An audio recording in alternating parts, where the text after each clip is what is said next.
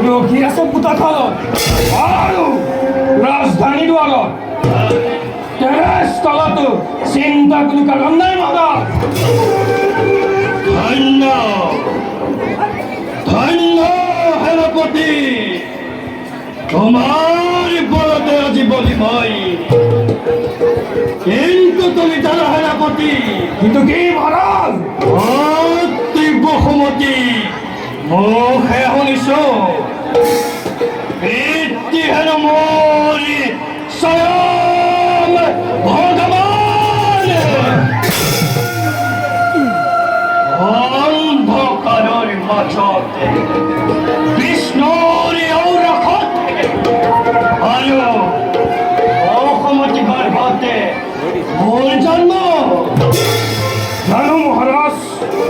আৰু কাৰণ দেখুৱাবলৈকে ইন্দ্ৰাদি দেৱগণকে বন্দী কৰি ৰাখিছো মই কাৰাগাৰতে।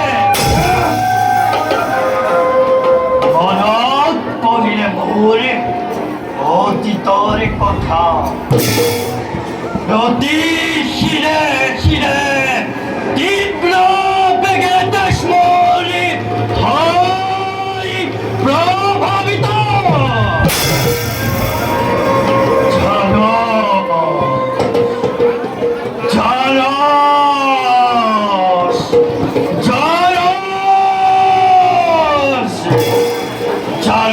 জারস বলি হও দেবতাই বারে বারে মুখে হরে উপহাস।